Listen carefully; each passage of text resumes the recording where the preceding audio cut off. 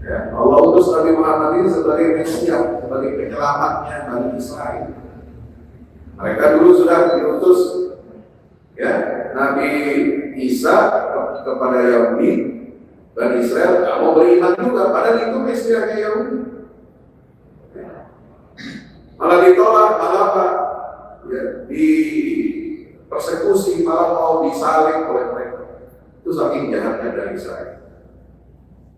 Ya, tapi Allah selamatkan Nabi Isa, diangkat lagi. Ya. Yang kedua, Nabi Muhammad diutus di akhir zaman ini juga untuk menyelamatkan dari Israel, untuk memberikan mereka petunjuk di jalan yang lurus, mengembalikan mereka kepada rel agama Islam yang asli dan otentik dari Allah. Mereka tolak juga, mereka dustakan. Maka nikmat itu dicabut oleh Allah dari Bani Israel.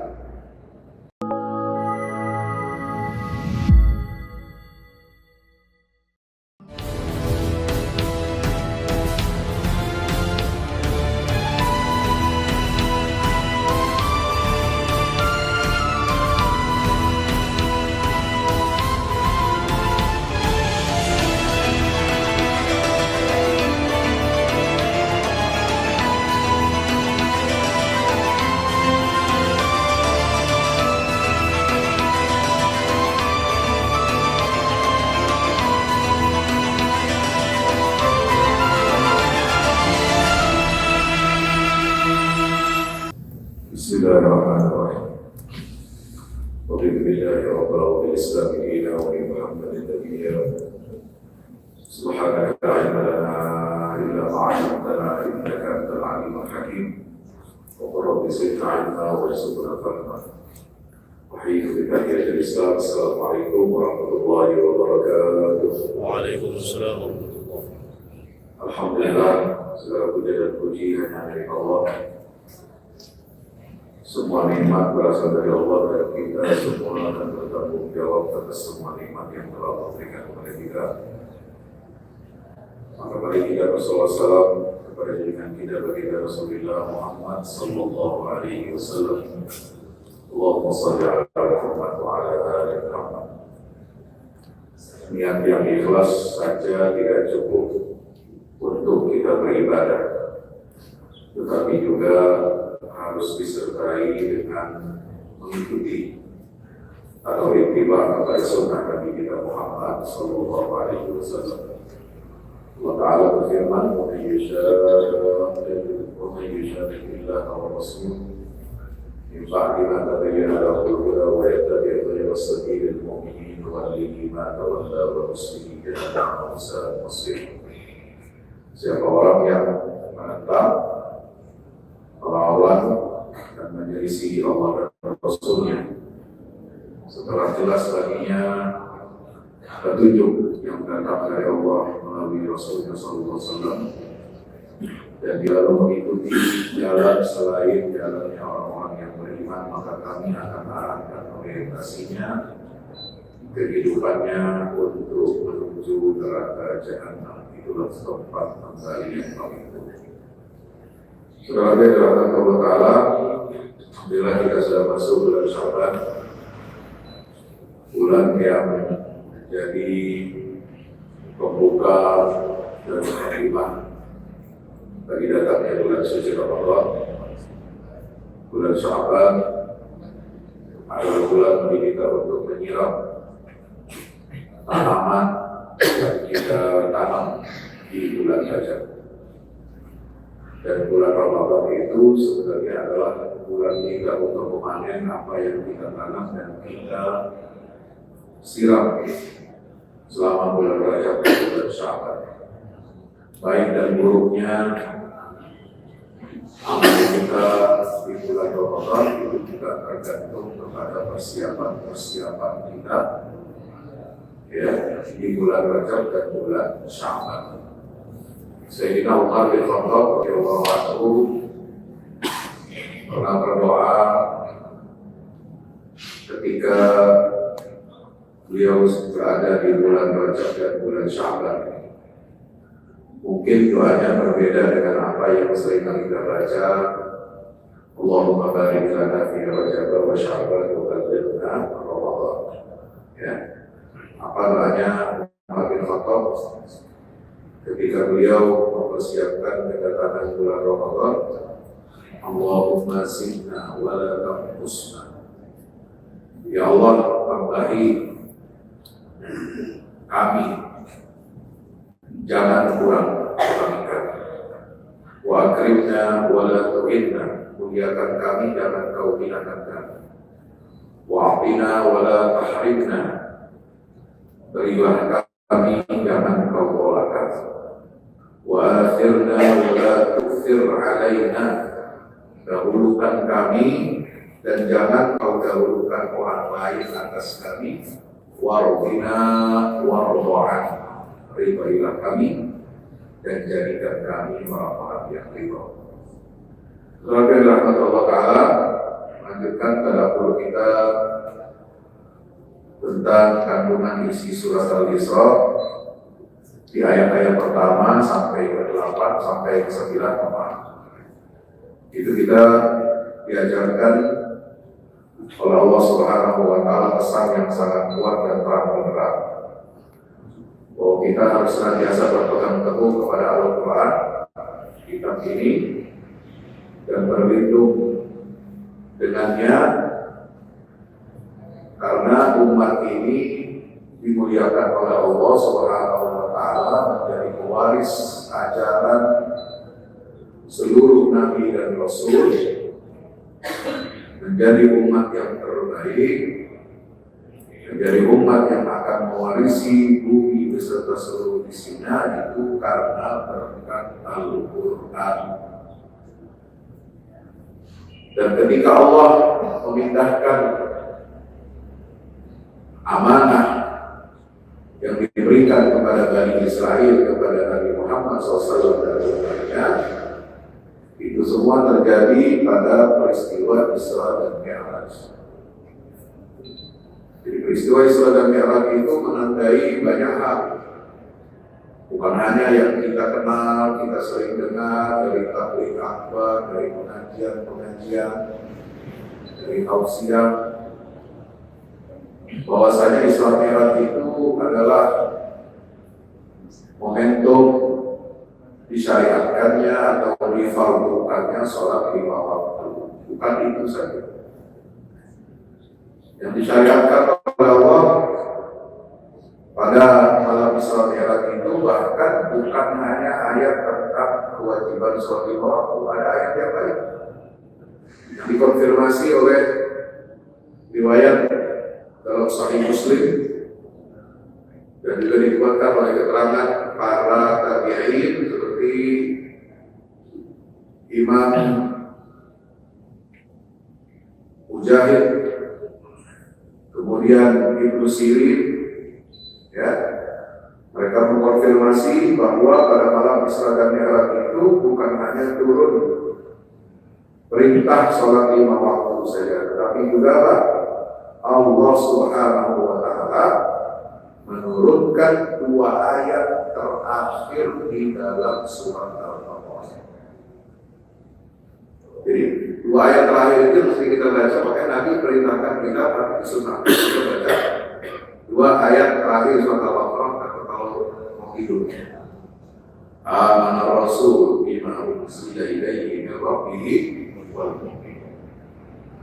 Kullu amana billahi wa malaikatihi wa kutubihi wa rusulihi la nufarriqu baina ahadin min rusulihi wa qalu sami'na wa ata'na ghufranaka rabbana wa ilaikal masir. La yukallifu Allahu nafsan illa wus'aha, laha ma kasabat wa 'alayha ma kasabat, rabbana la tu'akhidhna in nasina aw akhtana, rabbana wa la tahmil 'alaina isran kama hamaltahu 'ala alladhina min qablina, rabbana wa la tuhammilna ma la taqata lana bihi wa'fu 'anna waghfir lana warhamna anta maulana fansurna 'alal qawmil kafirin.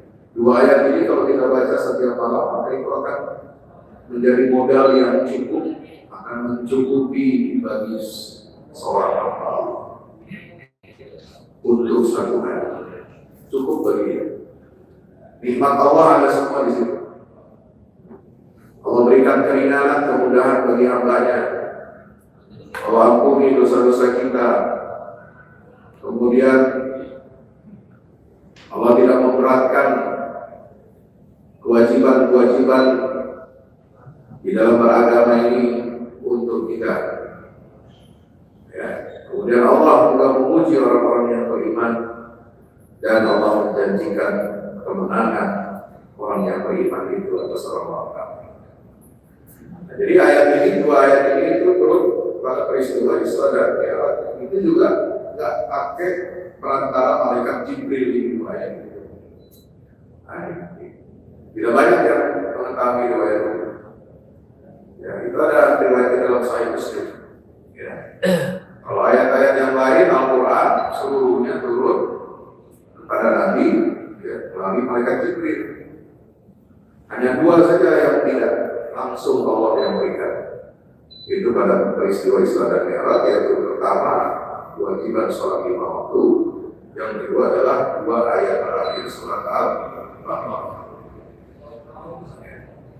Nah, hal lain yang ada dalam peristiwa Isra Mi'raj itu adalah pengumuman, deklarasi dari Allah bahwa kemuliaan umat Nabi Muhammad ini diumumkan ke seluruh alam semesta, kepada seluruh penduduk langit dan bumi, bahwa umat Nabi Muhammad inilah yang akan mewariskan risalah terakhir. Ya. Sebelumnya Bani Israel yang dipilih oleh Allah, banyak nabi-nabi lahir dari kalangan Bani Israel. Allah utus mereka mulai dari Nabi Yakub sampai Nabi Isa alaihissalam, ya, ribuan tahun mereka dibimbing oleh wahyu Allah, dipimpin oleh para nabi-nabi Bani Israel, rasul-rasul utusan Allah, tapi malah mereka berkhianat, kemudian menyimpang, menyelisihi agama Allah, sehingga Allah mencabut nikmat risalah itu, amanah itu dicabut dan diberikan kepada Nabi Muhammad Sallallahu Alaihi Wasallam dalam peristiwa Isra dan Mi'raj. Maka itu isi kandungan surat Al-Isra ini penting. Ya. Di bagian kedua, setelah di bagian yang pertama itu tentang ya, pengumuman itu, kemudian apa takdir yang Allah siapkan untuk umat Nabi Muhammad menghadapi konspirasi dan perusakan yang dilakukan oleh Bani Israel. Karena Bani Israel ini hasut dan dengki. Kenapa? Risalah wahyu kebenaran Islam itu tidak lagi diberikan kepada mereka, tapi diberikan kepada Nabi akhir zaman. Maka mereka berupaya untuk menyesatkan, memurtadkan umat Islam dari agamanya, menjauhkan umat Islam ini dari agama Islam sebagai agama yang satu-satunya diridhai oleh Allah Subhanahu wa Ta'ala. Bahkan mereka mengaku, "Wala yazaluna yuqatilunakum hatta yaruddukum an dinikum."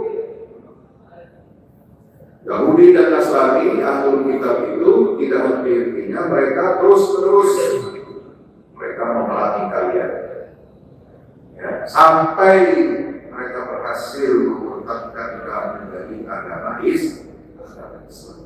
Itu dari zaman Nabi udah makar konspirasi Yahudi untuk membunuh Rasulullah, untuk menghancurkan Islam dan kaum muslimin, membantu orang-orang musyrikin Mekah dalam perang Ahzab.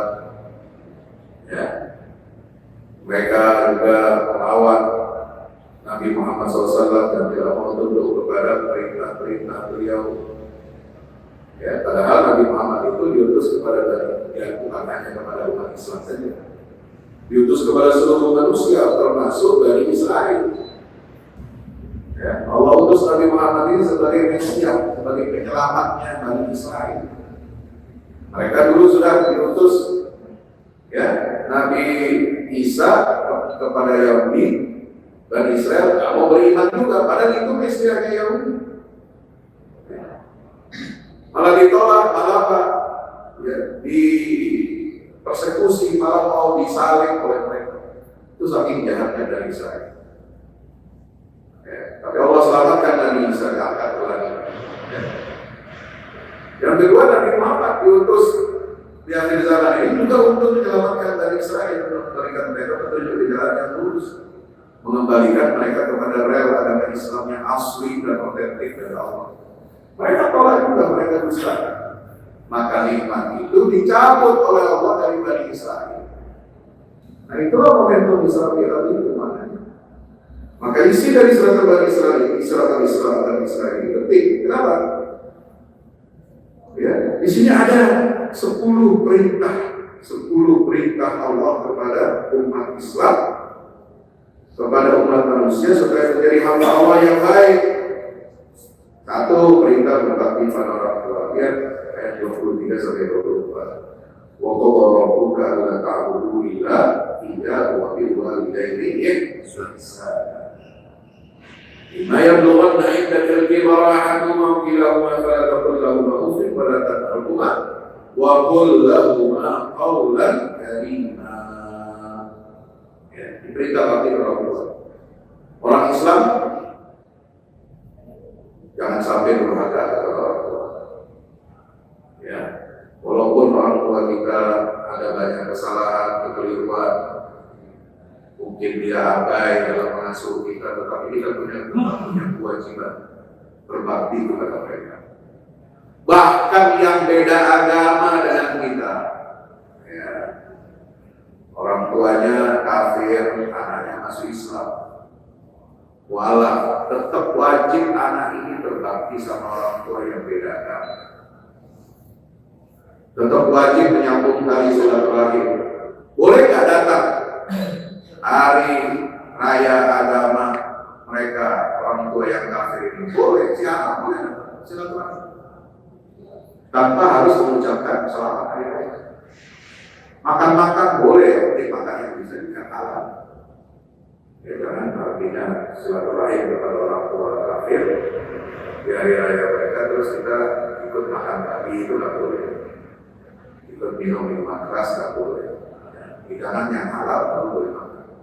Silaturahim dengan saudara yang non muslim, dengan orang tua yang non muslim, silaturahim harus wajib. Kalau mereka kekurangan, ya perlu nafkah, kasih. Itu kewajiban kepada orang tua. Ya, walaupun beda kan, Nah, yang nggak boleh nanti adalah warisan. Ya. Tidak ada saling mewarisi antara anak yang muslim dengan orang tua yang kafir dan sebaliknya. Ya, orang tua kafir hartanya nggak boleh diwariskan kepada anak yang muslim.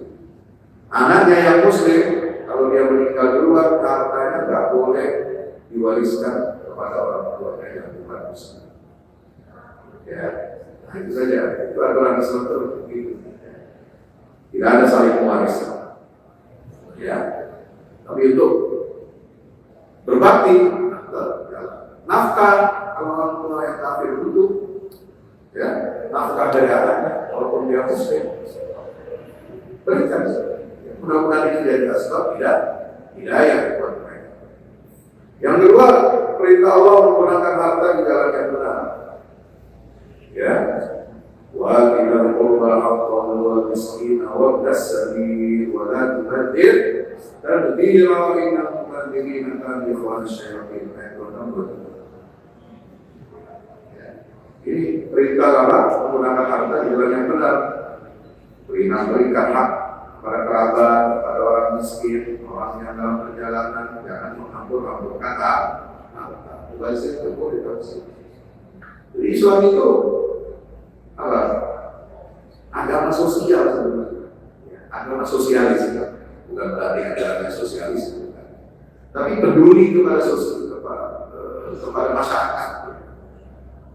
Kita diperintahkan berikan harta kepada nafkah kepada kerabat yang miskin, kepada orang miskin yang bukan kerabat kita, kepada orang-orang yang memerlukan bantuan dalam perjalanan, musafir.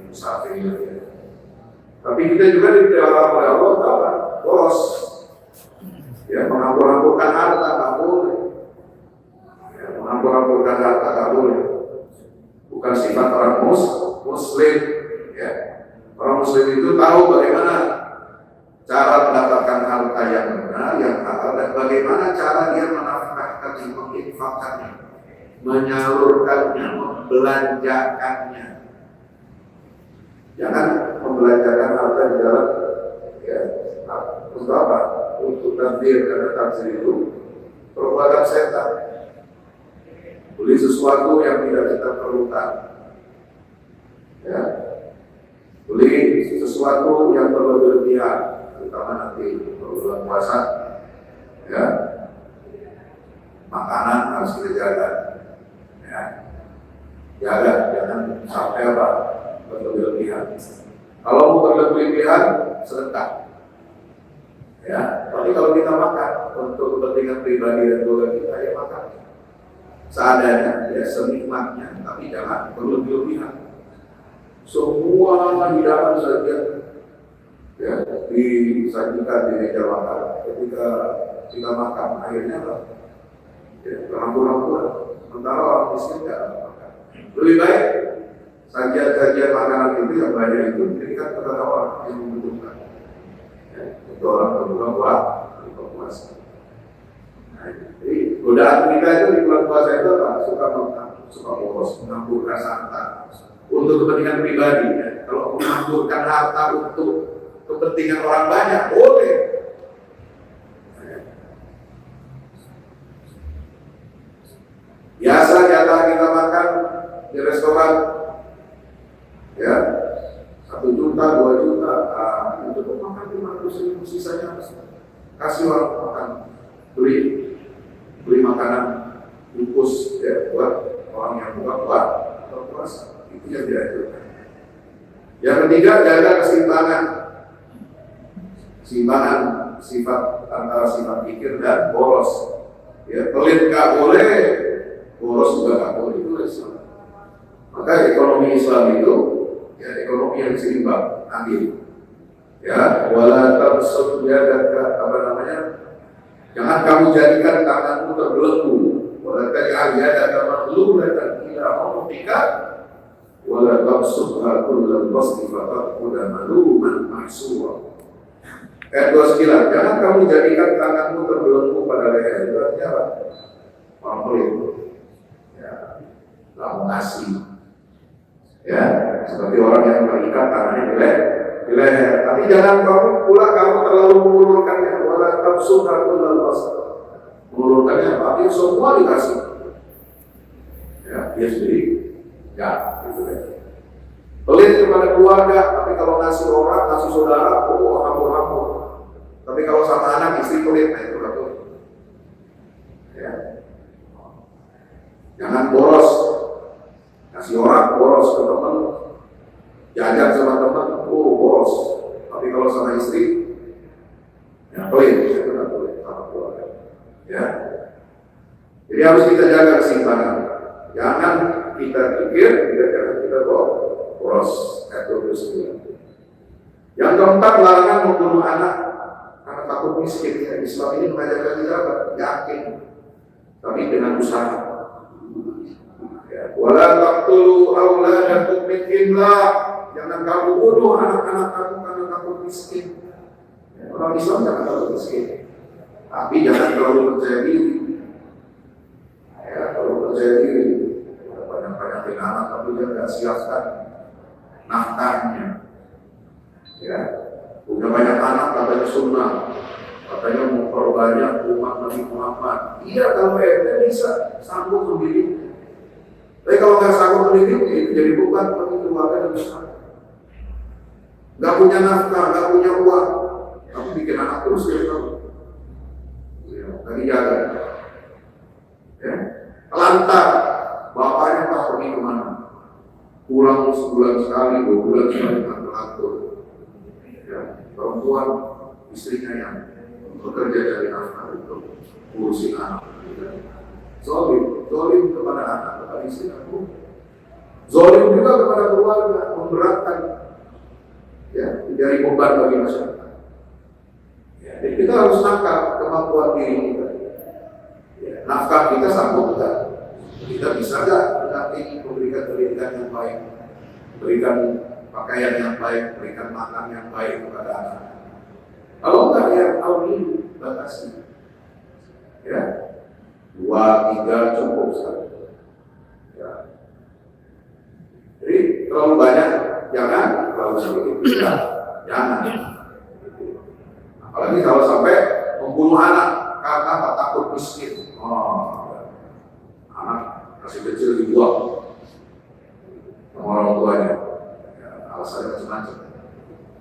Alasannya mungkin karena dia lahir di luar nikah, berzina, atau dia lahirnya syar'i, orang tuanya menikah secara syariat tapi miskin, dia takut nggak ada rezeki, jadi buang itu seorang.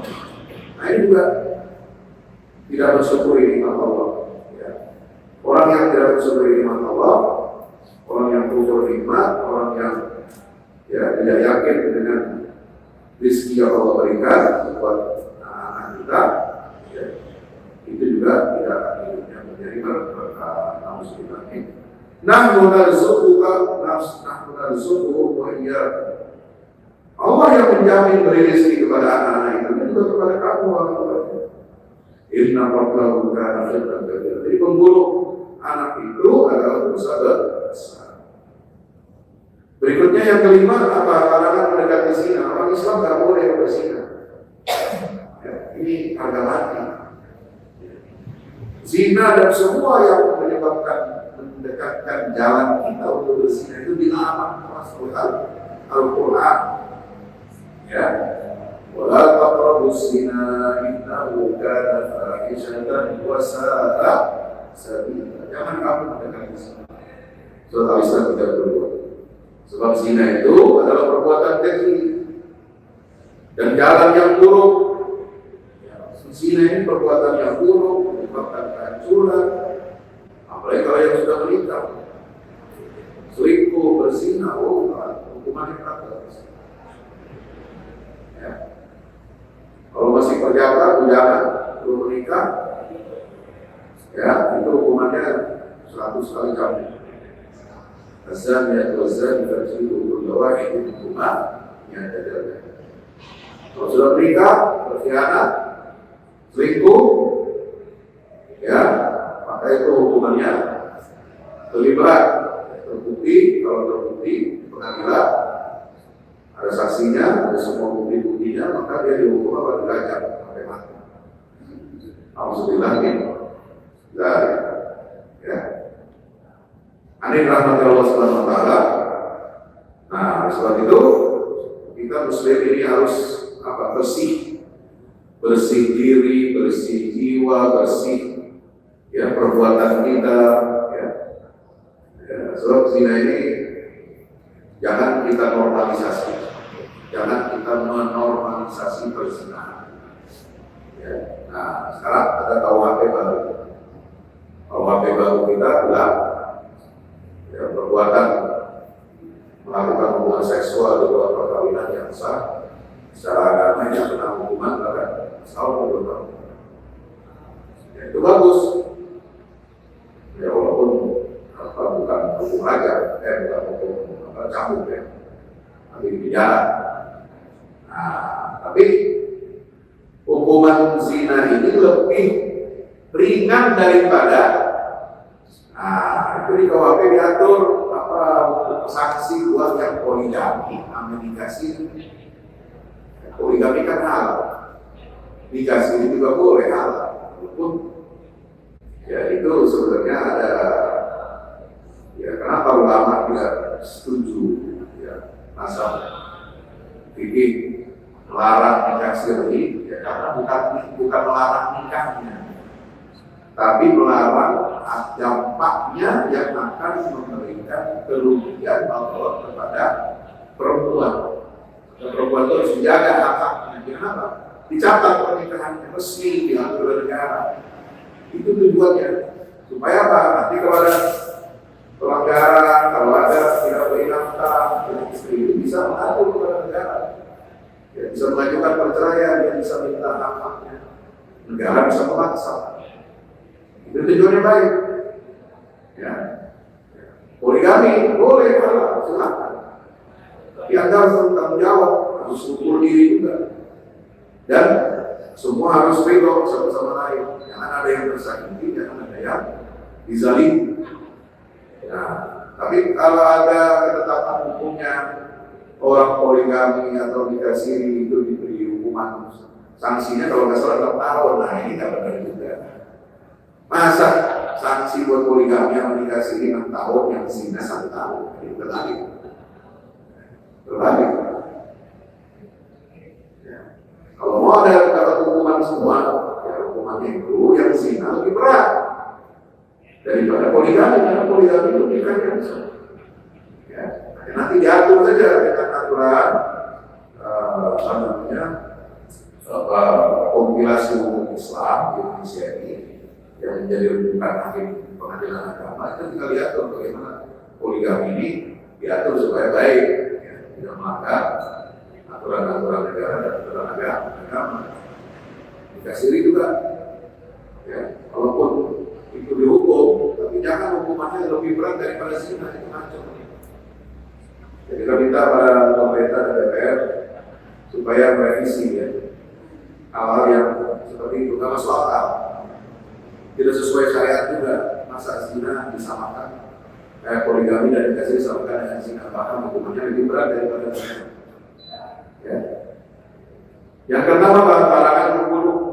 Kalau tadi membunuh anak khusus nggak boleh, haram. Nah, ini larangan membunuh secara umum kepada siapa saja. Wala taqtulu nafsan allati harrama alaikum. Ya. Illa bil haqq. Jangan kamu membunuh jiwa yang diharamkan Allah dibunuh kecuali dengan alasan benar. Kecuali misalnya perintah pengadilan terbukti orang ini membunuh orang lain dengan sengaja, ya, maka dia dihukum bunuh lagi. Nah, itu baru benar. Tapi kalau membunuh asal membunuh, ya, menghabisi nyawa orang tanpa hak, itu nggak boleh, haram. Yang ketujuh, larangan memanfaatkan harta yatim, mengambil, ya, mengambil makan harta yatim itu nggak boleh, ya. Kemudian yang ke-8, jujur dalam timbangan. Apa namanya? Sempurnakan takaran ketika kamu menakar. Ya, timbanglah dengan timbangan yang benar. Tidak boleh surat Al-Isra. Yang ke-9, larangan untuk apa? Taklid, membebek buta. Ya, wala taqfu ma laysa laka bihi ilm. Sama Allah Sallallahu Alaihi Wasallam. Jangan kamu mengikuti apa yang tidak kamu ketahui. Sungguhnya pendengaran, penglihatan dan hati semua akan dimintai pertanggungjawaban oleh Allah. Yang ke-10, larangan berjalan sombong di atas muka bumi. Ya, wala tamshi fil ardi maraha. Jangan kamu berjalan di atas muka bumi dengan sombong. Innaka lan takhriqa al-ardha wa lan tablughal al-jibala tula. Bahwa kamu tidak akan bisa menembus bumi dan tidak akan sampai terbang setinggi gunung. Kamu tinggi sendiri. Inilah 10 perintah dan larangan yang harus ditaati oleh setiap muslim. Pesan dari surat Al-Isra. Agar apa? Agar kita menjadi hamba Allah, ya, yang pantas untuk menjadi pewaris ajaran Islam yang sebenarnya. Menjadi pewaris ajaran Rasulullah dan Nabi Muhammad SAW, dan menjadi pewaris amanah risalah yang terakhir dari Allah Subhanahu wa Ta'ala.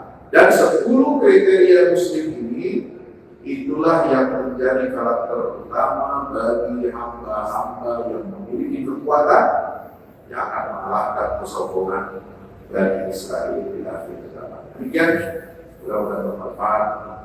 Subhanallah wa bihamdihi asyhadu an la ilaha illa anta astaghfiruka wa atubu ilaik.